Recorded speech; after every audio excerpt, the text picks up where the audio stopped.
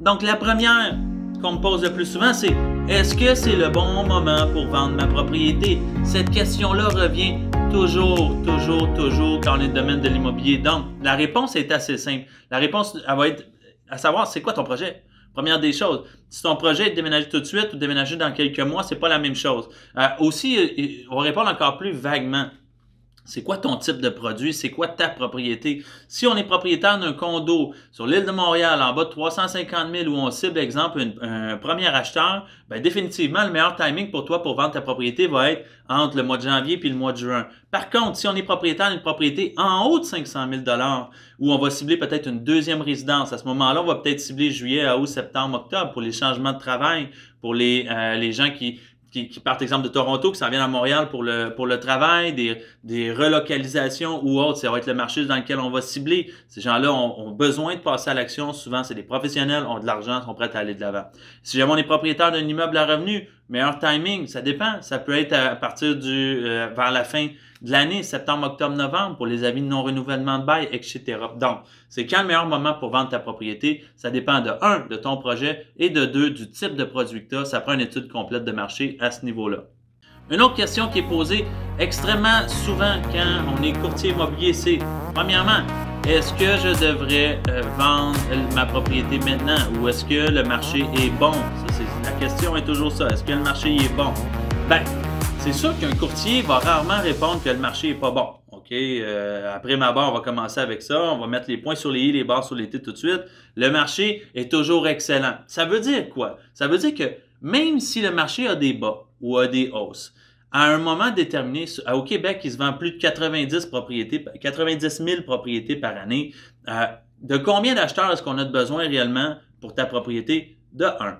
Puis de juste un qui est prêt à payer le juste prix pour la propriété. Donc, le timing est toujours le bon. Maintenant, c'est de trouver les avantages dans le marché actuel ou les avantages dans ton secteur ou dans ton type de propriété, de les faire ressortir face à la compétition pour t'assurer que c'est toi qui récolte cet acheteur-là et qui va chercher le maximum.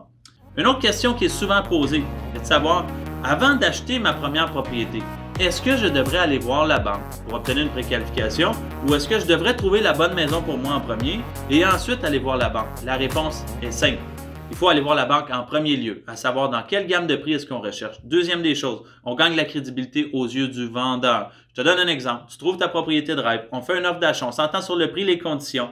Avant de te lancer dans les conditions, on dit au vendeur, « Oh non, non, on va tourner de côté. Je veux juste aller voir à la banque si ça passe avant qu'on aille plus loin dans le processus. » Ça ne fonctionne pas. Dans le marché dans lequel on est en ce moment, ça ne fonctionne pas. Étape numéro 1, préqualification de la banque. Étape numéro 2, on cherche la propriété.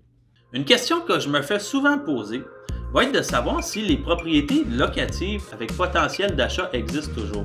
Oui, ça existe toujours. Vous serez en mesure d'en trouver sur le marché. Maintenant, est-ce que c'est mieux que ce soit ton courtier qui te trouve ou toi, tu la trouves par toi-même? Les chances que tu la trouves par toi-même sont beaucoup plus fortes puisque ça prend un lien avec le propriétaire qui est quand même assez solide, qui est fort pour que lui soit d'accord de te louer la propriété pendant un certain temps pour par la suite te la vendre. C'est des contrats spéciaux, mais ça se fait toujours.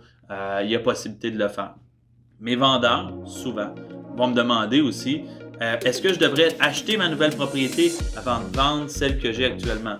Étape 1, c'est de savoir est-ce que tu peux te le permettre? Est-ce que la banque va te l'autoriser? Donc, on va chercher la préqualification. Même chose que le processus de l'acheteur. Si on peut se le permettre, pourquoi pas? Ça peut être une belle option. De cette façon-là, on pourrait enlever un stress de nos épaules, de trouver la première résidence, déménager à notre convenance, faire des travaux si nécessaire et par la suite vendre l'autre propriété. Il faut juste prendre en considération qu'il est possible qu'on doit supporter 2 hypothèques pendant un certain délai de temps. Si tu peux le permettre, why not? Moi, ce que je te recommande fortement, parce que c'est pas tout le monde qui peut se permettre cette situation-là, va être de maximiser ta vente, de sécuriser le montant qu'on peut aller chercher pour ta propriété et par la suite de négocier des délais d'occupation et de notaire qui sont postérieurs avec ton acheteur. Donc, de demander un 3, 4, 5, 6 mois avant de déménager. Donc, tu sais exactement combien tu as obtenu pour ta propriété. Donc, tu peux baser ton achat sur le prix que tu as obtenu pour ta propriété.